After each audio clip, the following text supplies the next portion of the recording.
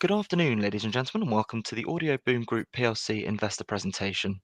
Throughout this recorded presentation, investors will be in listen-only mode. Questions are encouraged. They can be submitted at any time via the Q&A tab that's just situated on the right-hand corner of your screen.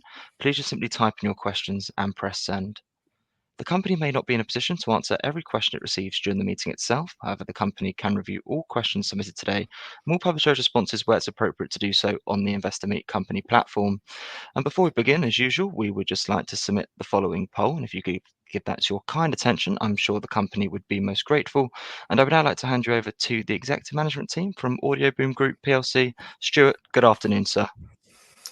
Thank you, Jake. Welcome, everybody. Thanks for joining us today for a look back at Q1 2025. We're pleased to be here to talk you through some of the progress AUDIOBOOM has been making. Pleasing update for us, everything landing almost exactly where we expected it to be. I think that's been really good progress for the business. So we'll dive into that in a moment. As Jake said, send your questions in. We have a few in already on things like YouTube and tariffs. We'll get to those at the end. But we'll walk you through the business model first, talk a little bit about the background to the company, which we like to do each time for those that are new to AUDIOBOOM. Then we'll go into detail on that Q1 performance and give you a deeper look at some of the numbers around that and the operational progress we're making there. And then finally, we'll look ahead into the rest of 2025 before we get to those questions. So send in any more that you have. For those of you that don't know us, we'll do some introductions here. I'm Stuart Last, CEO of AUDIOBOOM. I've worked for AUDIOBOOM for the last 10 years, launching the business in the US back in 2015. Stepping up to CEO in 2019, and love what we do here. This company's focused on building value for creators and advertisers in the fast-growing podcast space, and it's been an exciting time at the helm of this business over the last 6 years.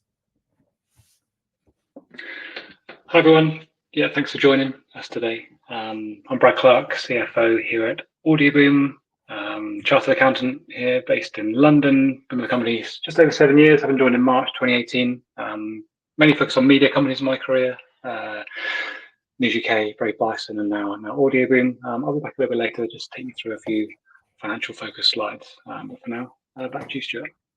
Thank you, Brad. So key points, I think, today. EBITDA 10 times what it was a year ago. So we've talked a lot about the gearing of our business model and the focus on higher quality revenue, higher gross margin revenue. So we'll give you a little more detail on that. But having EBITDA at 10 times the level what it was a year ago is a real sign, I think, for us that business model is working and is building nicely. Making good progress on the revenue front, $63 million of revenue booked for this year. So, moving very quickly and very solidly towards our goal of $80 million of revenue for the year. So that's very pleasing. And I think you should be confident in the progress that we're showing there. I want to talk a little bit about Showcase. That's our automated ad tech focused product. We've added AI through a partnership to Showcase. So we'll highlight some progress around Showcase. AUDIOBOOM leading the way when it comes to monetization in the podcast space. Our monetization engine getting stronger and stronger. So we'll take a look at that. And then key points, I think, for the rest of 2025 will be the growth in the AUDIOBOOM Creator Network through renewals of our strongest podcasts and the signings of top tier podcasts in the space. And all of this coming together, as I said before, to deliver record revenue, record EBITDA for us hitting our 2025 goals as we get through the year. So first of all, and as I said at the top, we do this for anyone that's new to AUDIOBOOM. I think it will help the rest of you also get a deeper understanding of what we do, is to look at our business model and where we sit within the podcast space. As you know, podcasting is a fast-growing medium right now, and we are really at the heart of it. What AUDIOBOOM does, and it does it at scale and very efficiently, is join three key parts of podcasting together. So we connect through our platform creators and podcast hosts with audience and with advertisers. And it's only when you bring those three elements together that you can create any value. Take one of those three elements out of this connection, and there is no value here. So the AudioBoom platform does this at scale, 100 million downloads or listens from the audience every single month to some of the best podcasts in the world. And then we work to bring in advertisers into that mix to really create value across the podcast space. So AudioBoom is a vital part of podcasting. As I said, without us, there is no value in podcasting for these creators and for these advertisers. And we will continue to platform more and more content and bring in a wider group of advertisers and build audience. Our business model is proven, and it's proven to deliver growth, and we've done that consistently over the last 10 years. But on the chart here, you'll see over the last 8 years, we've delivered 38% CAGR over that time, 1,200% growth since 2017 in our revenue. So going from $6.1 million of revenue back in 2017 to this year's goal of $80 million of revenue. So it's a very consistent revenue growth there. Obviously back in 2023, you'll see a little dip there as the ad market had a downturn because of global economic headwinds, but coming back up last year and again this year. We've consistently outpaced the industry growth, building our market share over that time, and that's what we're focused on doing going forward as well. And you can see the opportunity here for AudioBoom over the next 5 years. We've marked that out. The industry is projected to grow at around 22% CAGR. As I said, we've consistently outpaced the industry historically, and we will look to do that again. If we do that again, we have a pathway to more than $200 million of revenue by 2030. So you can see the track record. You can see what the future opportunity looks like for AudioBoom. And again, we hold a very strong place in the podcasting space. This is the Triton Digital Podcast Publisher ranker for the US. AudioBoom in that ranker is the 3rd largest podcast publisher. There's another ranker from Edison Research, which measures a wider group of podcast publishers as well. We appear 4th or 5th in that ranker. So we are one of the biggest podcast publishers in the US, where 85% of our income comes from. But we do hold a global position too. So it's the 2nd biggest podcast company in the UK. We're big in Australia, Canada, New Zealand, English-speaking nations. We have a big presence. So we're building a great platform. That's showing off in the financial results. It's also showing off in our position within the industry. AudioBoom is a great company, and I think we have a really strong future ahead. So I hope that was helpful for those of you that are new to AudioBoom. This next section will dive into the Q1 numbers a little bit and give you an update on how we've performed in the first part of 2025. And I think the key message here from us is really both revenue and adjusted EBITDA hit exactly as we expected them to. So $17.3 million of revenue in Q1 and $0.7 million of adjusted EBITDA in Q1. So to break that down a little bit, that revenue growth, 1% up on Q1 of 2024. Now, obviously, that is a lower growth percentage than our overall goal for 2025. But again, it's exactly where we expected. We are still seeing some of the impact of Apple's iOS 17 change, which reduces downloads from the network. That is in its final, or it was in its final quarter of impact in Q1. So we are seeing some inventory limitations because of that impact in Q1. But bigger than that, we took this chance in Q1 to move on and relinquish around $3 million of low performing contracts and replace that with higher margin revenue. Now, that's something we've talked about to you on these presentations over the past year. We've talked a lot about moving into higher margin revenue, focusing on that area of the business. And that's something we did a lot of in Q1 of this year. So we moved out $3 million of low performing contracts, replaced it with higher margin, and that's reflected in that in that 10x adjusted EBITDA. What else is there here? I think what we're seeing on the revenue side is continued improvements in pricing and demand in the ad market. And we do expect, now we have moved on from that $3 million of lower performing contracts, to see that growth rate accelerate across the rest of the year. So we know as of today, and we've said this, we have $63 million on the books for the year. That pathway to the 80 million and the 10% year-on-year revenue growth is very much there, and we're very confident again of achieving that. So while we have that lower growth percentage in Q1 on the revenue side, you know the reasons why. It's improving the health of the company and proving that business model can gear and grow. So as I said, that's led to 10x adjusted EBITDA growth over the last year. Around 700,000 of adjusted EBITDA. That business model is working. Money is flowing through that P&L. The reason for that, again, as we've said before, is improving that revenue mix, and that has led to a 25% improvement in the gross margin in Q1 versus last year. So higher quality revenue, improving that gross margin, that's flowing through to adjusted EBITDA, and we have that continued stable OpEx base. Brad will go into more detail on a lot of this later in the presentation, but that our operating costs haven't really changed over the past 4 years, and it's just again allowing more of that revenue to flow through to adjusted EBITDA. So very pleasing that these landed exactly where we wanted them to, and sets us up well to achieve our goals for 2025.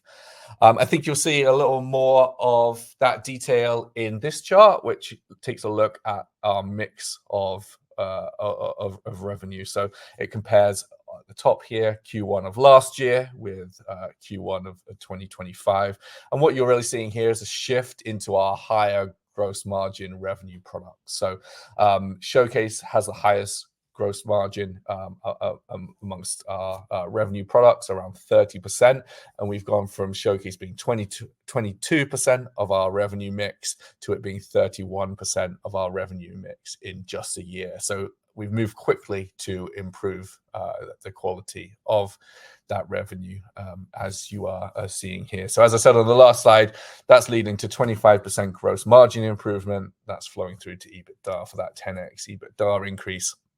And by taking out 3 million of lower quality revenue and putting it back in a higher margin, we're really seeing some strong results in the model. Each quarter, we release 3 KPIs. Those are global distribution, which is the size of our network, the AudioBoom creator network, how much consumption is going on within that network in terms of downloads and video views.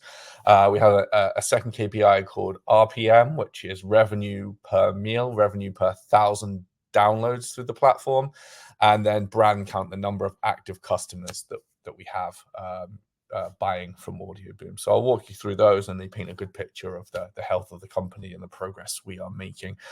For global distribution, in Q1 of 2025, we had 94.8 million monthly downloads and video views. As I said earlier, this was the final quarter where we will see that downward year-on-year trend because of the Apple iOS 17 update that has changed the way that downloads are measured. So you're seeing a year-on-year decrease for the final time, but you are seeing a step up from the previous quarter. So from Q4 of last year, we've grown the network by around 4%, and we expect to see growth in the upcoming quarters and be back on a growth trend for our global distribution. We're signing new shows to the podcast network. We're retaining the best shows that we do have, and that's going to lead to network growth and a rising global distribution number. That means more inventory to sell, more revenue opportunity for AudioBoom. Our second KPI, RPM, how much money we extract from every 1,000 downloads. This is market leading. No one gets close to our numbers here in the podcast space, and that talks to the high quality advertising products and monetization engine that we've built. In Q1 of this year, obviously seasonally our lowest demand and lowest revenue quarter. We delivered $61 per 1,000 downloads and video views. That is a record for Q1. And is up 17% versus the same period last year. So we continue to make improvements to those ad products. Showcase continues to build. That RPM number is driven by advertising demand, inventory creation, and pricing. Those three things come together and build that RPM number. You can see the progress we've made in this one over the past 5 years, going from $26 up to a peak of $76 in Q4 of last year. So good, strong performance on the RPM number, and just a sign that we have a healthy model and healthy income when it relates to the amount of downloads and inventory that we can create. And then finally, brand count.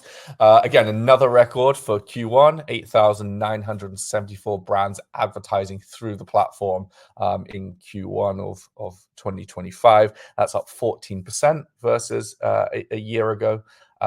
Second highest quarter ever, just a little lower than that high demand Q4 of last year. Very much expected that we would dip after that, but we'll head back up across this year, of course.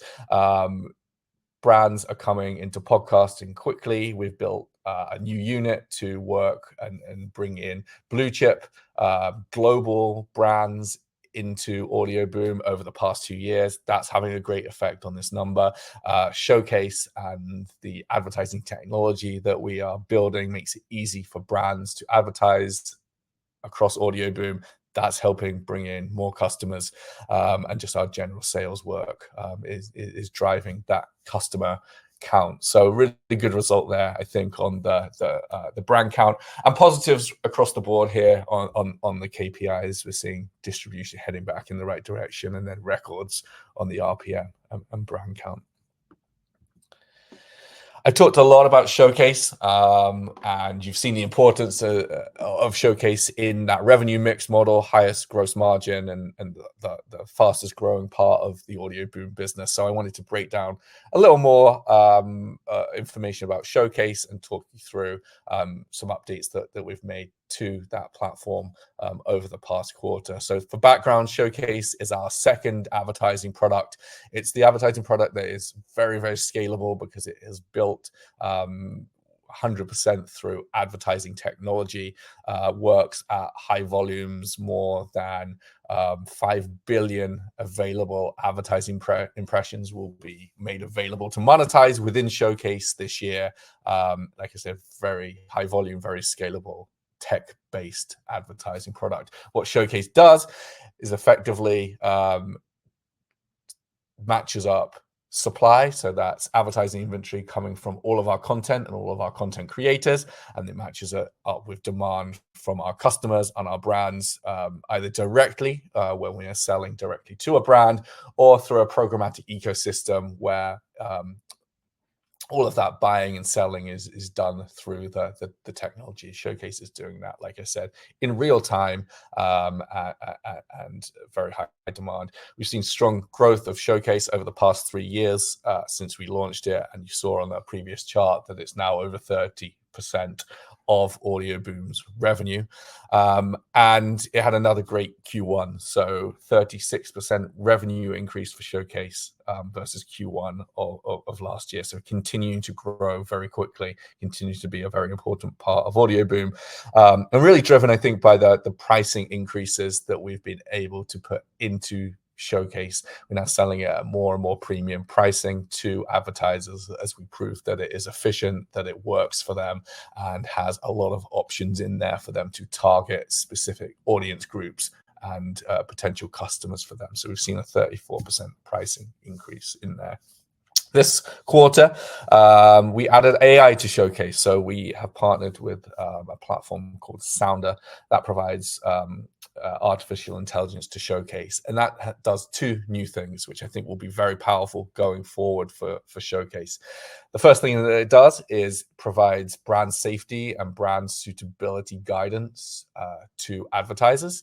And the second thing that it does is it allows those advertisers to target audience through contextual targeting. So let me talk a little bit more about those two things, which I think are exciting to us and can lead to higher pricing, more premium pricing, and stronger showcase growth.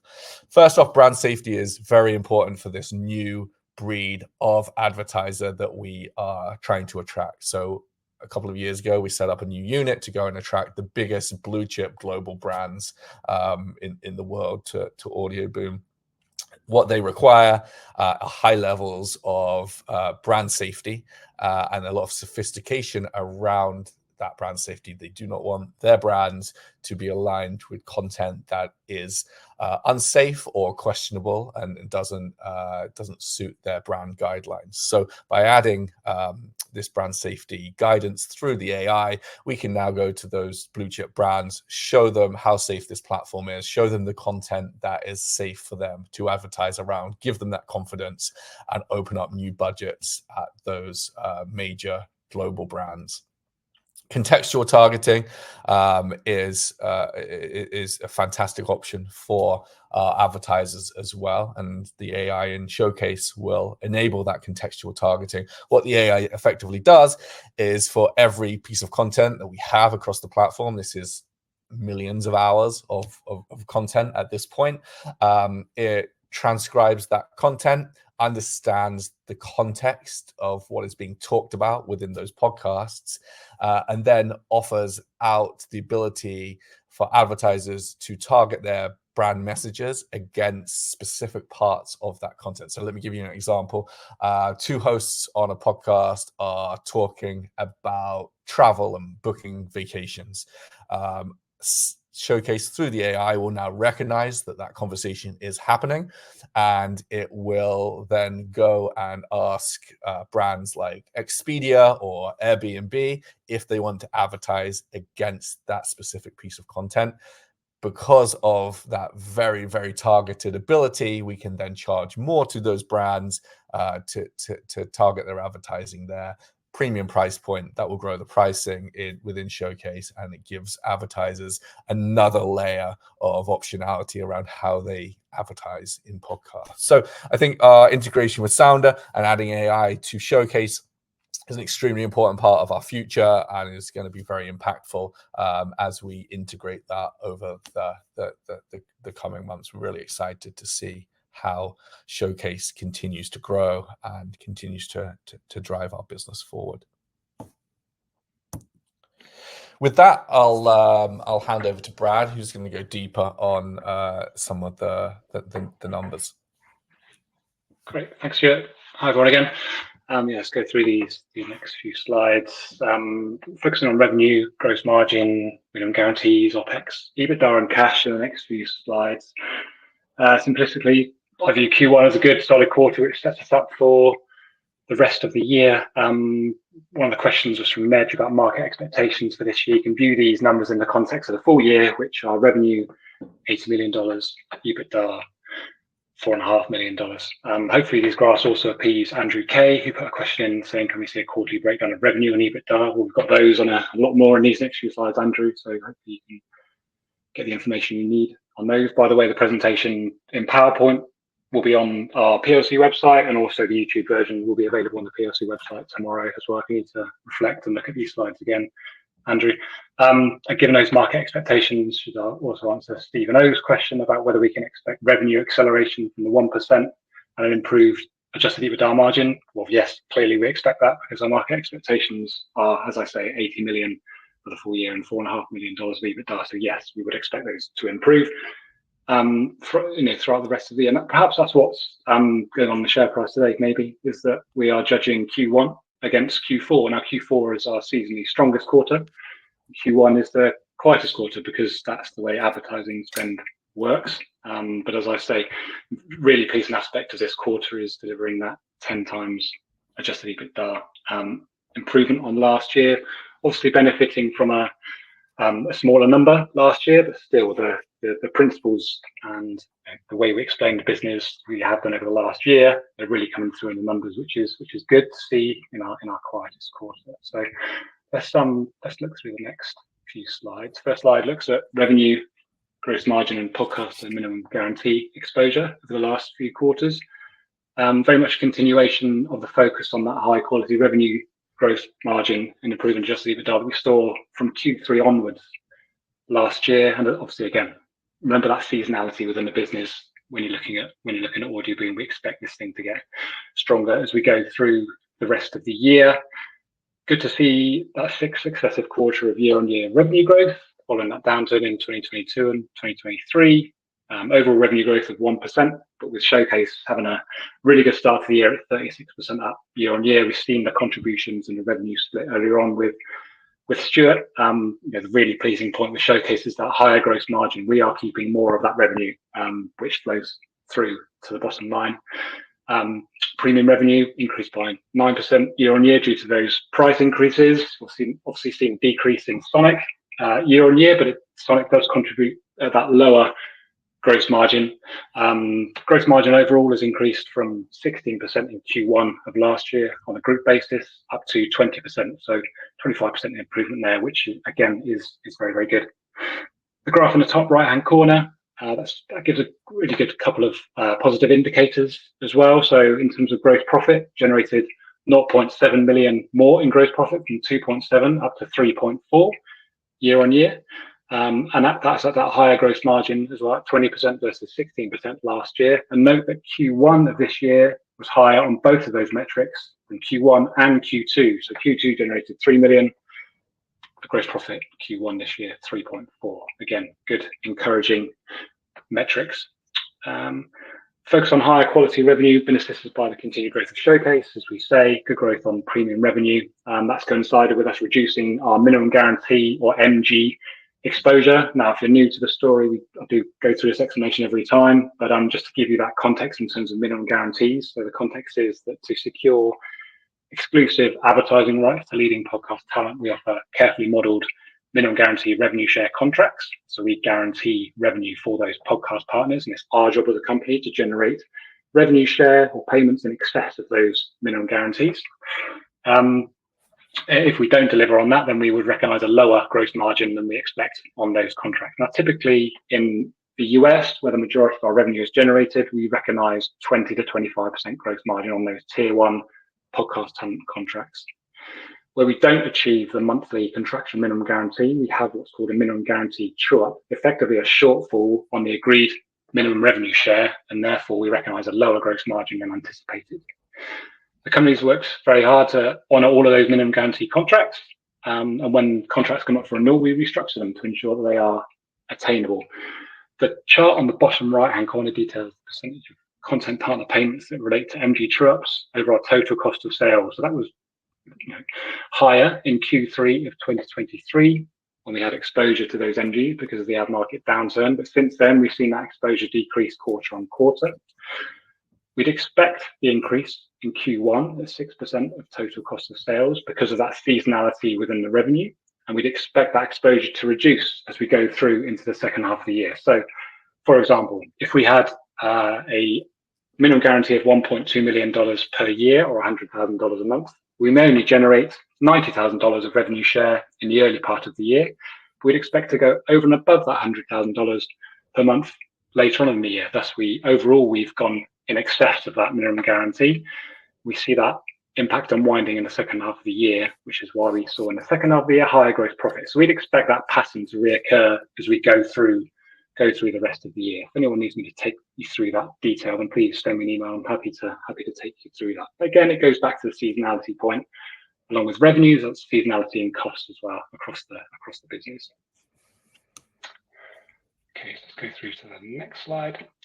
On this slide, just mentioned the OPEX. That's something we're very proud of within AUDIOBOOM, was that consistent OPEX base. We can see it's very, very flat over the last 7 quarters here, $2.8 million a quarter. Not expecting that to materially change going forward. We don't need to gear that up significantly to continue doing what we're doing. And that's been consistent at $2.8 million in the first quarter of this year.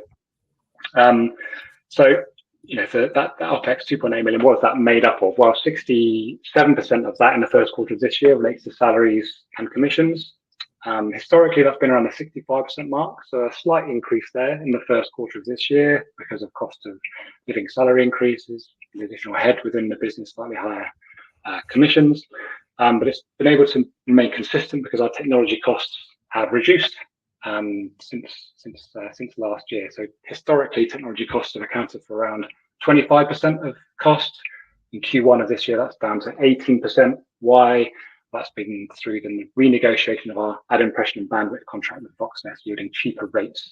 So it's costing us less to run the platform than it did last year through that contract negotiation.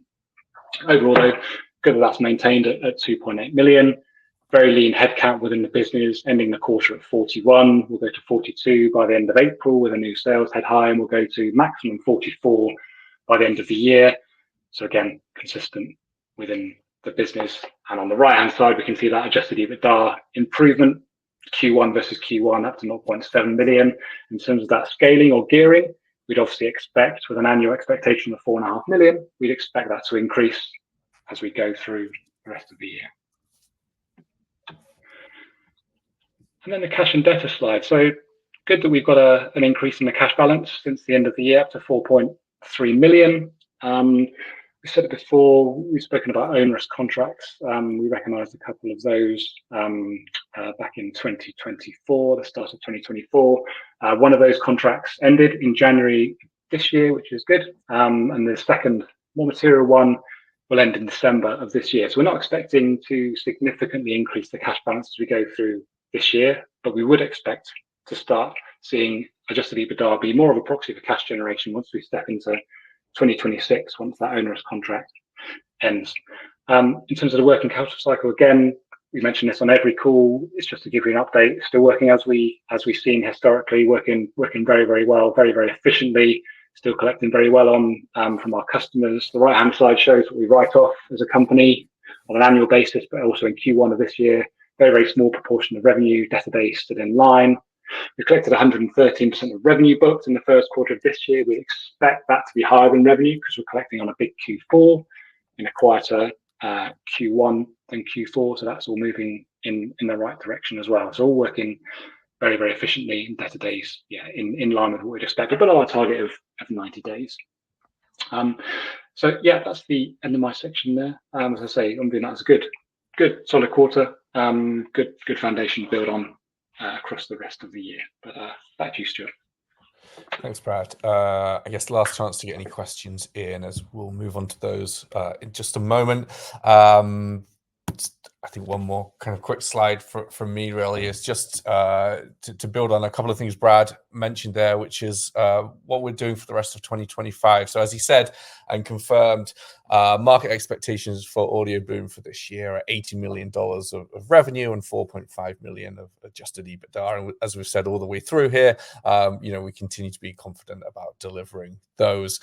We have $63 million of advertising revenue booked for the year. So in the past 3 months, we've added $8 million. So you can see the progress there. And we are not the other way around. I'm sorry. We have added $9 million in the last 3 months. So you can see the progress that we are making there towards the $80 million goal. And we are $8 million ahead of where we were at the same point last year. So you can kind of draw those lines and see, what we added after this point last year and kind of project that forward, I think, for progress this year as well. But really the pathway is there to that 80 million, and we've made a really good start to be at 63 million of the 80 on April the 9th. Continue to see good progress on pricing and improving that pricing across our platforms. We talked a little about that earlier. Showcase now, including AI, will help us do that, and Showcase will be an important part of building our revenue going forward. So we continue to build our ad tech products, to partner with the right people to add functionality and sophistication into Showcase, and giving those advertisers everything that they need to spend more with us. Good set of show renewals in the first quarter. The first thing we look to do here is to continue to work with our biggest and our best shows. So we you'll have seen in our trading update today, we announced a number of shows that will continue with us. Those renewals are generally on 2-year or 3-year terms, and we have great working relationships with those shows, and we'll continue to build together. We also signed new shows to the AUDIOBOOM network during this quarter. You're not really seeing the results of those signings within the Q1 numbers. Those will come in Q2 and beyond, and we expect the signings that we did make in Q1, including things like the Smosh network, Reading Reddit, Small Town Dicks, those shows will add revenue going forward, and we expect them to be delivering more than 5 million downloads or YouTube views every single month. So some pretty big shows in there, and that will drive the network and add inventory and revenue opportunity from this point forward. And we continue to invest in tech, like I said, bringing in the best technology into Showcase and building out tools for our podcasters to create new inventory to give them more value as we go forward. So again, we have that path to 80 million of revenue, and we're confident around achieving that given where we are today. EBITDA 4.5 million is the market expectation. We've shown you the stable operating costs that we have within AUDIOBOOM. As Brad said, we do not expect those to go up in any significant way. Then that higher Showcase gross margin, as Showcase becomes a higher percentage of our revenue mix, that's going to drive EBITDA. We continue to remove more of those low gross margin contracts, that lower quality revenue. We have more of those coming out in Q2. That will gear EBITDA, and as I said, fully confident of making 2025 a record year for the business. So thanks for joining today. We have a few answers to some questions coming up, but Jake, I don't know if you wanted to say anything more before we get there. Absolutely, Stuart, Brad, if I may just jump back in there, and thank you very much indeed for your presentation this afternoon. Ladies and gentlemen, please do continue to submit your questions just by using the Q&A tab that's situated on the right-hand corner of your screen. But just while the team take a few moments to review those questions that have been submitted already, I'd just like to remind you that a recording of this presentation, along with a copy of the slides and the published Q&A, can all be accessed via your investor dashboards. Guys, as you can see there, we have received a number of questions throughout your presentation this afternoon, and thank you to all of those on the call for taking the time to submit their questions. But Stuart, Brad, at this point, if I may just hand back to you just to read out those questions and give your responses where it's appropriate to do so. And if I pick up from you at the end, that'd be great. Thank you. Thanks, Jake. Yeah, Brad's picked up on a few here. I think probably one of the most popular though one is from Eddie and a few others. It's really just asking about tariffs and the economy. So let's get to that one first, I think. So we mentioned it in the trading update, and just to kind of reiterate that, AUDIOBOOM is not directly affected by Trump's tariffs. So, our inventory is created and sold within specific territories. Our US entity entities are responsible for producing, creating 85% of that revenue generating ad inventory. Nothing's being exported, imported here. So there is really no direct impact from those tariffs in terms of additional costs associated with that ad inventory that we would need to pass on to our customers or suck up ourselves. So no direct kind of impact there. Where we continue to watch and wait, I think, and last week I spent 3 days in Chicago with the wider podcast and advertising industry at a large event. And I think the industry is doing the same thing, watching it and waiting. We're really watching to see how those tariffs impact inflation and consumer spending in the US. It's obviously too early to give any meaningful predictions on that. But what I would say is that because we've really just worked through an ad market downturn across 2022 and 2023, we know what that looks like, and we're stronger and more resilient than before. So, lower risk, minimum guarantees, stable cost base.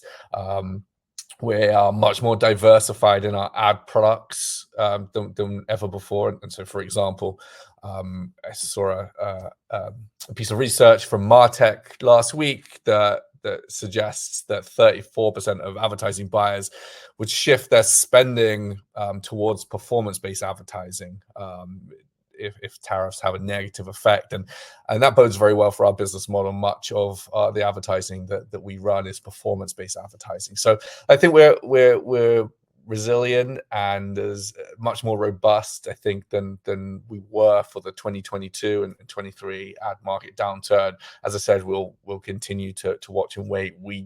I don't think anyone knows the true impact of tariffs. I'm certainly not going to make any predictions on that today. But as a direct effect, there is no real impact of those tariffs. But we'll wait and watch on that kind of secondary impact as the year progresses. Next question here is about YouTube. It says there were reports a few weeks ago that YouTube would be switching on automated advertising for podcasts. How does that help AudioBoom? Yeah, so YouTube is becoming a bigger and bigger part of our distribution. Actually, more than 16% of our distribution came through video last month. So people viewing video versions of podcasts. So around 16% of our distribution happens that way. But video distribution and audio distribution work very differently. So when it comes to audio distribution, audio comes from source. So if you're listening on Spotify or Apple Podcasts or Pandora and you click play, the audio is served directly from the AudioBoom platform.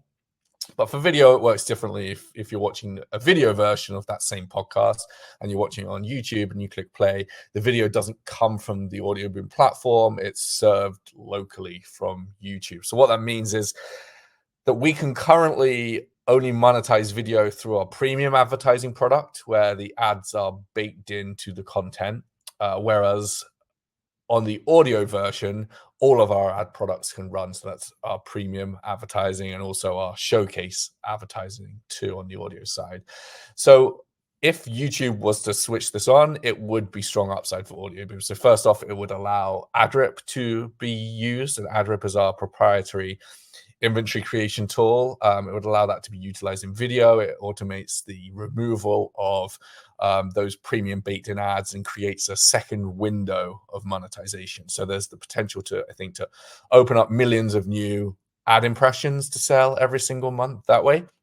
And then secondly, we would be able to run Showcase across video distribution. So delivering ads via our global marketplace. And I said earlier that 16% of our distribution was in video. So effectively, this could increase Showcase revenue by 16% because Showcase could now run across that 16% of distribution that it currently does not run across. So I think we're excited what this could be, waiting to learn more from YouTube as to what they're planning. But it could be, I think, a really great thing for the industry and for AudioBoom. We've got 2 minutes left, so just mindful of time. I think there's one more question here I'll answer, which is about shows. It says there are lots of retail investors talking about shows that have left AudioBoom over the past quarter. Can you comment on that? I touched on it a little bit in the presentation, but yeah, I can talk more to it. Yeah, shows do leave AudioBoom. It doesn't happen often, but they do leave. Podcasting is a very exciting space right now. It's a competitive environment. Podcasters and their talent agents are looking for the best network partners, and AudioBoom is a great partner to some of the biggest podcasts in the world, and that's reflected in partnerships with shows that are probably almost a decade old. So as you've probably seen, we just renewed our work with No Such Thing as a Fish, one of the biggest UK podcasts, Astonishing Legends, True Crime Obsessed. We've worked with these shows for almost 10 years at this point. So we have a great track record, I think, of long-term partnerships and renewing our work with shows. But a few shows do leave. I would say just remember that they leave for different reasons. Sometimes we decide to walk away from a partnership. As I laid out at the top here, we are focused on high quality revenue and high performing contracts. So if a show is not performing, we will make decisions to exit. And we'll also stay disciplined. If a show is being priced at a level that doesn't make sense, we won't chase those shows. The risk is too high. It's not sustainable. We need our work to be sustainable, to be profitable. So yes, shows leave, but look at our history. We've delivered strong growth consistently over the last 10 years, consistent network growth, consistent revenue growth. That's not what you get from a company that's losing shows, right? So we're building our network. We're signing bigger and better shows like Smosh, which I mentioned earlier, is huge, top tier podcast. And we're very comfortable, I think, with letting the odd podcast move on when it's not a good fit. So hopefully that gives you sort of context around there. There's obviously, you should be very confident in the growth of our network. All right, we're at 10:45 here. Sorry, in New York, 3:45 over there.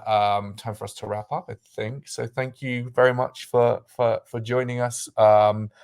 As I said, right at the top here, Q1 update, very positive from our point of view, exactly where we expected things to be, setting us up for a record 2025. Perfect, Stuart, Brad, that's great. And thank you once again for updating investors this afternoon. Could I please ask investors not to close this session, as you'll now be automatically redirected for the opportunity to provide your feedback in order the management team can really better understand your views and expectations. This will only take a few moments to complete, but I'm sure will be greatly valued by the company. On behalf of the management team of AUDIOBOOM Group PLC, we would like to thank you for attending today's presentation. That now concludes today's session, so good afternoon to you all.